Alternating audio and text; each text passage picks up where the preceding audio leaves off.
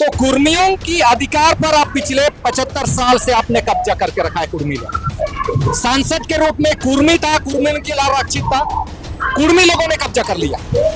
नौकरी में कार्यपालिका, विधायिका, न्यायपालिका तीनों जगहों पर कुर्मियों का हक था, कुर्मियों ने अधिकार कर लिया। कुर्मी को सबसे पहले माफी मांगना होगा इस देश से कि हम पिछले 75 साल से कुर्मी जो पिछड़ी जाति का था उनका हक अधिकार, उनका सांसद पर मैंने कब्जा किया।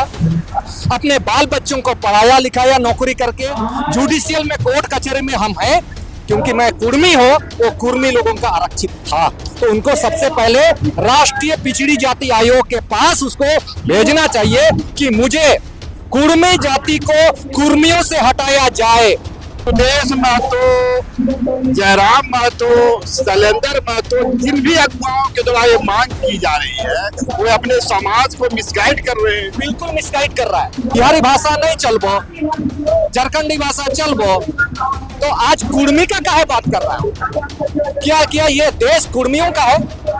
क्या संविधान ने आपको एक जाति विशेष के लिए विधायक चुना है?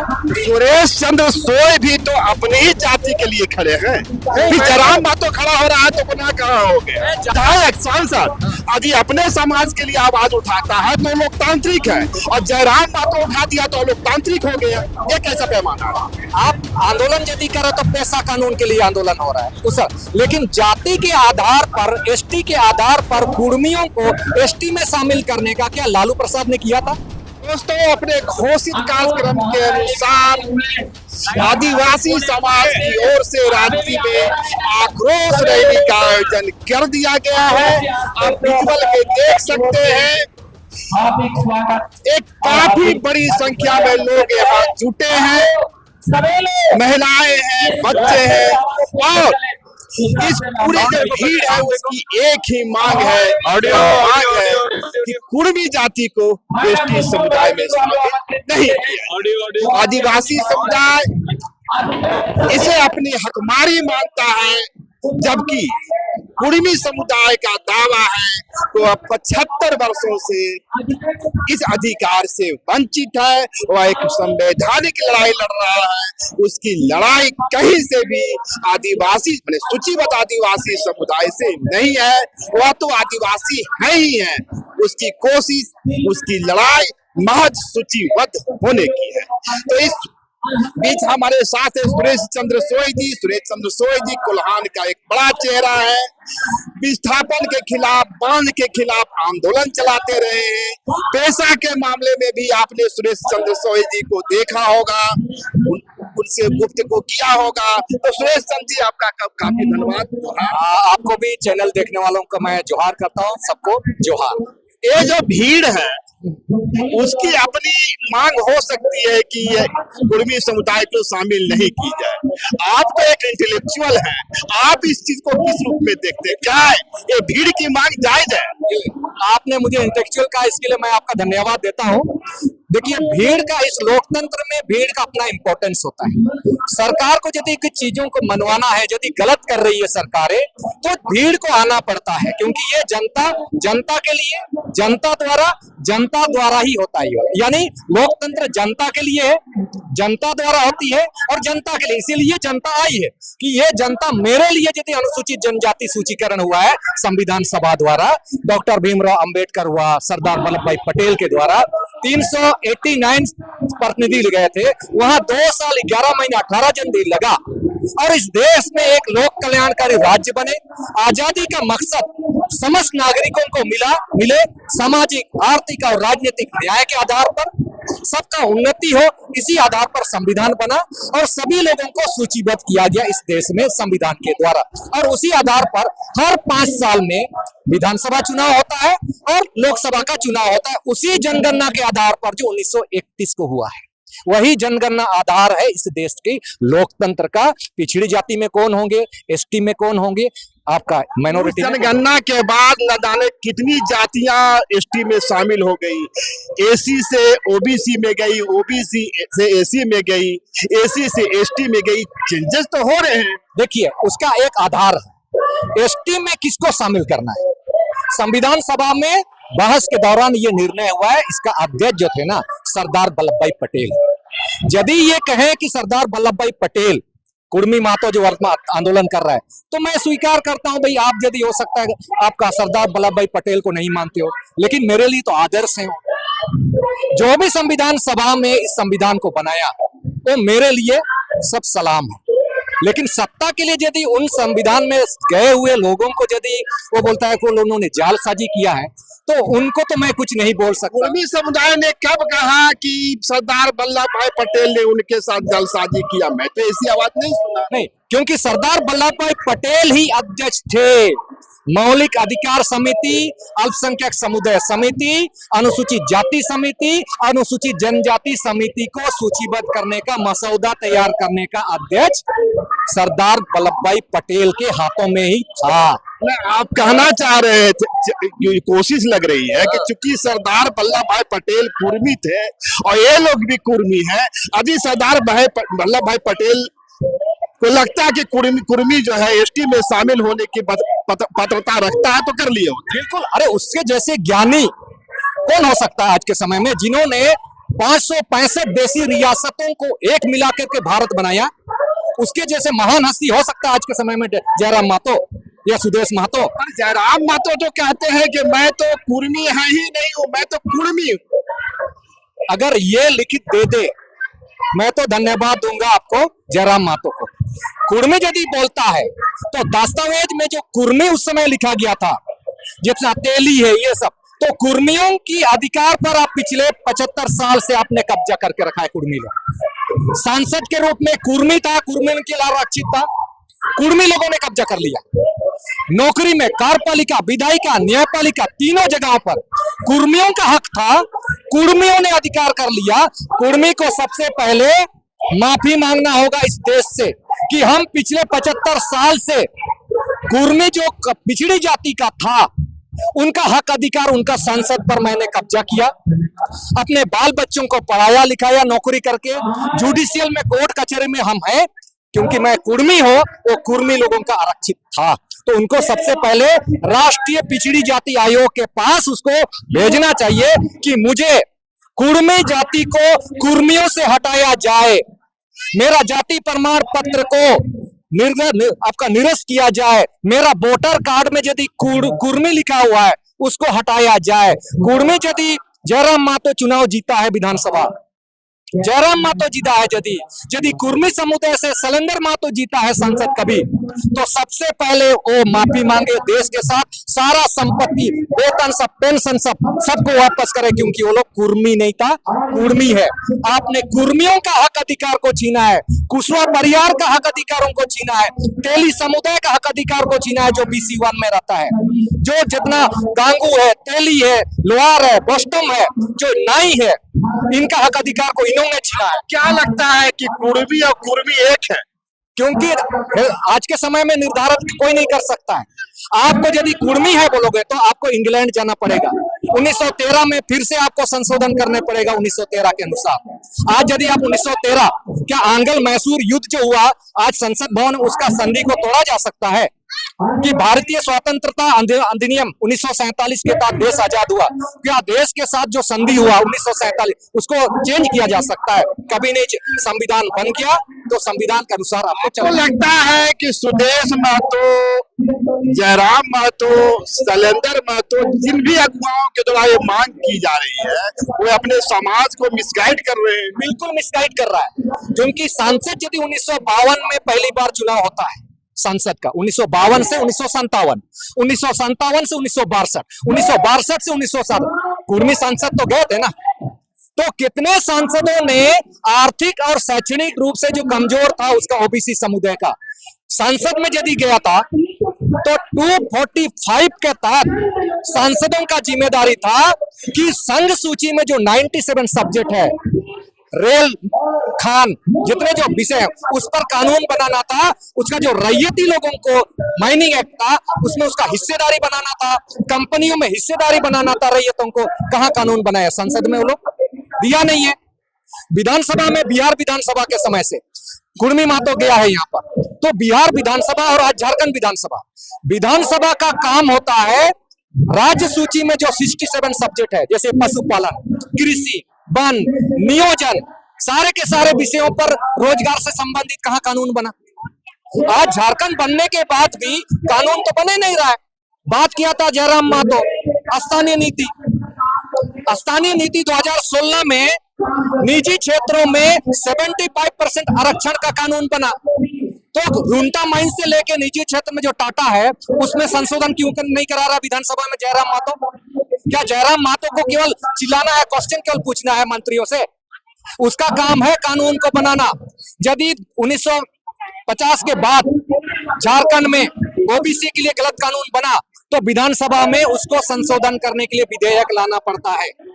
राज्यपाल को विधेयक बनाना है कि ये हमारे समाज से मौलिक अधिकारों से असंगत है, मेरे मौलिक अधिकारों को छीनता है, न्यून करता है, मेरे समाज के जो सामाजिक स्तर है इससे ऊंचा नहीं उठेगा, इसलिए माइनिंग को संशोधन। जयराम महतो यदि नौजवानों की बात करते हैं, रोजगार की बात करते हैं, 1932 की खतियान की बात करते हैं, झारखंडी भाषा की बात करते हैं, तो इसमें गुनाह क्या है?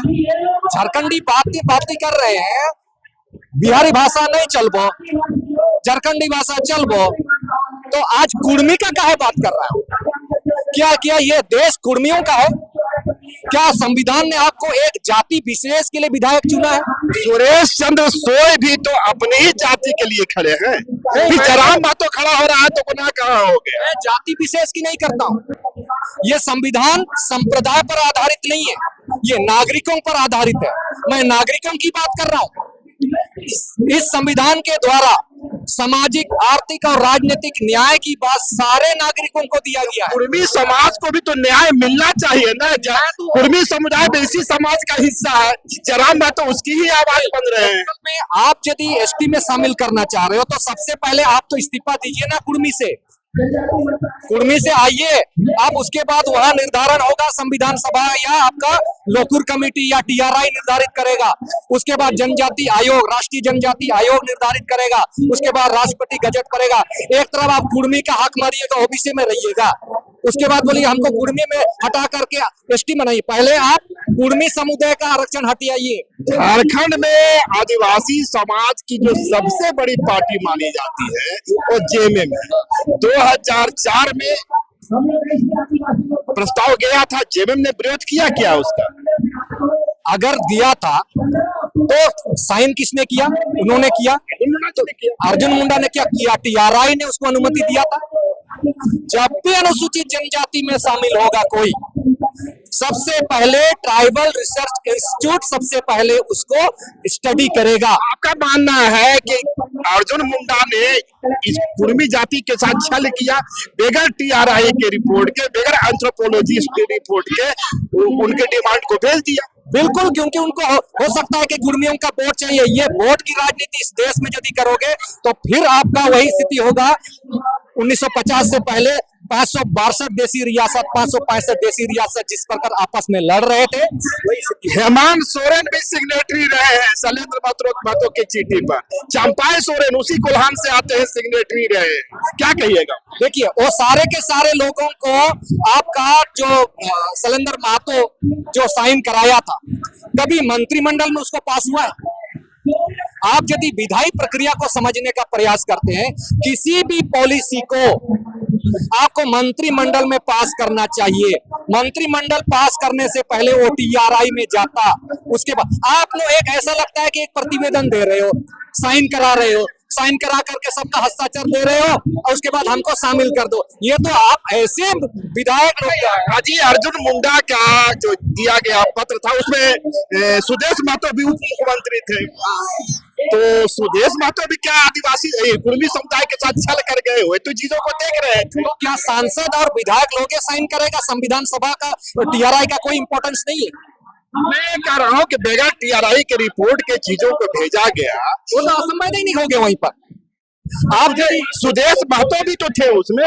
उसमें टीआरआई में यदि अनुशंसा नहीं करोगे, एग्जांपल बता रहे हैं आपको, यदि कोई कानून किसी विधेयक को आपको लाओगे, यदि विधानसभा में उसको पारित नहीं करोगे और राज्यपाल यदि उसको साइन नहीं करेगा तो अधिनियम तो नहीं बनेगा। भले आप मंत्री परिषद से पास करा दो, आपका मंत्रालय से पास करा दो, जब तक उस विधेयक पर राज्यपाल नहीं साइन कर देता है तब तक वो अधिनियम नहीं कहलाता है। तो वैसा ही ये जो ड्राफ्टिंग था, मंत्री परिषद से उसको अनुमति लेना था। कितने मंत्री परिषद ने? 42। वो तो साइन किया। क्या मंत्री परिषद का कार्रवाई रजिस्टर में वो अंकित है? नहीं अंकित है, तारीख को नहीं अंकित नहीं है। इतना तारीख को इस विषय पर बैठकी हो रही है, विशेष बैठकी बुलाई जा रही है। मैंने कैबिनेट का हिस्सा नहीं था। कैबिनेट का हिस्सा नहीं, और कैबिनेट का हिस्सा अनुसूचित जनजाति मामला हो ही नहीं सकता है। ये टीएससी का मैटर है। ट्राइबल सब प्लान जो जितना भी आता है अनुसूचित जनजाति क्षेत्र होने के नाते ये अनुसूचित जनजातियों का मामला। इससे ये समझ में नहीं बनती है कि आदिवासी समुदाय को जब जब भी सत्ता की जरूरत होती है वह कुर्मियों को साथ लेता है, और जब सत्ता में चला जाता है तो कुर्मियों को दरकिनार करता है। मैं उदाहरण दे रहा हूँ, उन नेताओं को हम तो दिसम गुरु शिबू सोरेन ने भी कभी कुर्मियों के लिए एसटी स्टेटस का समर्थन किया था, और जेएमएम के केंद्रीय महाधिवेशन में इस पर सहमति बनी थी। यही तो पॉलिटिक्स है। आज के समय में जिस कुर्मी मातो की आप बात कर रहे हैं, जयराम मातो की मैं बात कर रहा हूँ आपको। जयराम मातो का ये संविधान है, रजिस्ट्रेशन उसका हुआ है, ठीक है। जयराम मातो, इसमें उसने क्या है कि हम एक लोकतांत्रिक विधि द्वारा स्थापित सरकार के प्रति मैं सच्ची श्रद्धा और निष्ठा रखूंगा, संविधान का। तो आप जो जाति के आधार पर एक जाति और दूसरे जाति को आज तो लड़वा दिया ना, ये आवाजें शैलेंद्र महतो के समय या सुदेश महतो उस समय लड़ाई क्यों नहीं लड़ा ऐसा आंदोलन? आदिवासी समुदाय के नेतृत्व करता और विधायक सांसद यदि अपने समाज के लिए आवाज उठाता है तो लोकतांत्रिक है, और जयराम महतो उठा दिया तो लोकतांत्रिक हो गया। ये कैसा पैमाना है? आप आंदोलन यदि करो तो पैसा कानून के लिए आंदोलन हो रहा है तो सर, लेकिन जाति के आधार पर, एसटी के आधार पर कुर्मियों को एसटी में शामिल करने का क्या लालू प्रसाद ने किया था जब मुख्यमंत्री थे उस समय? आवाज जब उठेगी तभी तो आवाज यदि नहीं था, उसको तो मालूम था ना उस समय तो कि आदिवासी में नहीं बन सकता। वो लोग तो कानूनी रूप से जानकार था।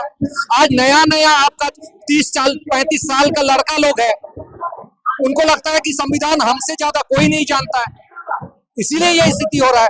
आप एक जाति को दूसरी जाति में शामिल करोगे तो उसका जो संवैधानिक अधिकार है वो तो टूटेगा। तो संविधान अनुच्छेद 13 क्या बोलता है?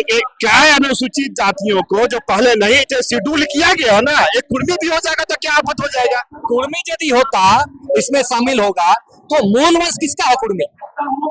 आदिवासियों में यदि अनुसूचित जनजाति में यदि किसी को शामिल किया गया है, टीआरआई के अध्ययन के द्वारा, वो ऑस्ट्रो एशियाटिक भाषा परिवार से छूटे हुए लोग थे। इंडो आर्यन भाषा परिवार में कुर्मी आता है। पश्चिम बंगाल की सरकार ने 2017 में अनुशंसा किया, उसने किस आधार पर किया? उसने भी जो अनुसूचित जनजाति 1950 को जो आधार हुआ था 14 प्रांतों में, 14 प्रांतों में टीआरआई के माध्यम से होता है। अनुसूचित जनजाति वो होते हैं जो इंडो आर्यन भाषा परिवार से भिन्न है। कि पश्चिम बंगाल की सरकार ने तो अनुशंसा कर दिया ना कुर्मी जाति के लिए। हाँ, 2017 में अनुशंसा किया, मिला उसको? नहीं मिले या नहीं मिले तो केंद्र सरकार का मामला, ये केंद्र सरकार का मामला है। इसका मतलब तो ये हुआ कि यहाँ का जो ट्राइबल लीडर्स है वे कुर्मियों से छल कर रहे हैं, ऊपर के जो केंद्रीय लीडर है वे तो अधिक कुर्मियों से छल कर रहे हैं। कुर्मी सब जगह छल कर रहा है। आदिवासियों के साथ छल किया जा रहा है। जल जंगल जमीन पर कब्जा करना है। तृणमूल कांग्रेस को झारखंड में अपना वर्चस्व कायम करना है, तो यहाँ कुर्मी एक वोट बैंक है, इसीलिए वहां यदि देगा तो यहाँ के कुर्मियों का भी ये हमारा समर्थक है। तो यदि यहाँ अपना पार्टी को खड़ा करेगा तो आपका तृणमूल कांग्रेस को भी मिलेगा। वहां मिलेगा तो एक संवैधानिक अधिकार बन जाएगा ना, एक मिलेगा तब ना। आप यदि बोलोगे कि भाई ये राम राज्य बनेगा, संभव है, हिंदू राष्ट्र बनेगा, लेकिन हिंदुओं को तो अपने आप क्रिमिनलाइजेशन करा रहा है ना। तो सेम यही है, जो कुर्मी मातो है अपने मौलिक अधिकार जो ओबीसी कैटेगरी का, उसके शिक्षा पर कानून नहीं बना रहा है, उसका रोजगार पर नहीं बना रहा है। ठीक है, आप क्यों समझते हैं कि कुर्मी जाति को नहीं मिलना चाहिए, किस आधार पर? इसीलिए कि संविधान में सूचीकरण हुआ है किसको मिलेगा किसको नहीं। तो किसको मिलेगा? ऑस्ट्रो एशियाटिक भाषा परिवार में जो जातियां हैं, मुंडा वंश, ये ऑस्ट्रो एशियाटिक वालों को मिलेगा, द्रविड़ भाषा परिवारों को मिलेगा, और चीनी तिब्बती जो मंगोलाइट परिवार, यदि आप उस कैटेगरी में उपजाति में शामिल होते हो तो आपको मिलेगा। यदि आप ये साबित कर दो 1950 से पहले जितने जो एंथ्रोपोलॉजिस्ट हैं वो ये कह दो कि आप ऑस्ट्रो एशियाटिक मुंडा वंश के हो कम्युनिटी से आते हो, मुंडा कम्युनिटी से आते हो, बिरहोर कम्युनिटी से आते हो, या असुर कम्युनिटी से आते हो, या उराव कम्युनिटी से आते हो, वहां यदि आप अपने आप को कर दोगे उस कम्युनिटी से तो आपको मिलेगा। आप क्या मानते हैं कि कुर्मी और कुर्मी दोनों एक है? क्या ही मानते हैं? कुर्मी और कुर्मी, क्योंकि महाराष्ट्र के क्षेत्र में, क्योंकि इतिहास का मैं स्टूडेंट रहा हूँ, पॉलिटिकल साइंस का भी स्टूडेंट रहा हूँ, मैंने प्राचीन भारत का इतिहास से लेकर मध्य भारत से लेकर आधुनिक भारत के इतिहासों को मैंने पढ़ा।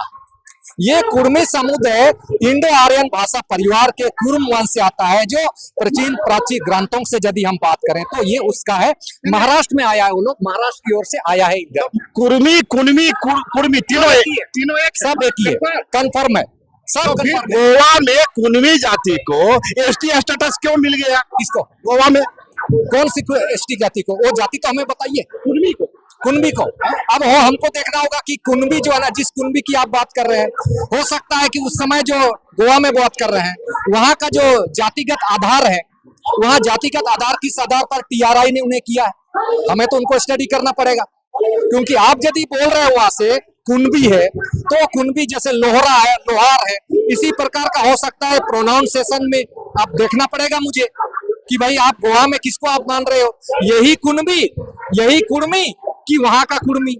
आप तो देखना होगा ना, 1950 से पहले का कुर्मी, बिहार का कुर्मी, छोटानागपुर का कुर्मी। आज यदि बिहार का आदमी आज आएगा 2000 में, कुर्मी होगा। जिसका खतियान यहाँ रहेगा वो कुर्मी होगा। कुर्मी होगा तो कुर्मी का मतलब तो जमीन का तो मालिक हो सकता है, लेकिन अनुसूचित जनजाति का तो नहीं हो सकता ना, उसको अपना विशिष्ट लक्षण तो चाहिए ना। यदि भारत सरकार, क्योंकि 2004 में प्रस्ताव गया है, चाहे जैसा भी जाए, पश्चिम बंगाल सरकार अनुशंसा भेज चुकी है, तो भारत सरकार तो अभी इस आधार पे अपना फैसला ले सकती है।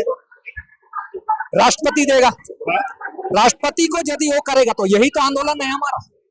आप यदि अनुसूचित जनजातियों के संवैधानिक मौलिक अधिकार, उसके रहने, बसने, निवास करने, उपजीविका करने की धार्मिक स्वतंत्रता पर कुर्मियों को शामिल करके हमें हिंदूकरण कीजिएगा, और आने वाला समय में ऑस्ट्रो एशियाटिक भाषा परिवार की अपनी जो सभ्यता है, संस्कृति, उन्हें आप नेस्तनाबूद। आप क्या समझते हैं कि कुर्मी हिंदू है और आदिवासी हिंदू नहीं है? किसमें?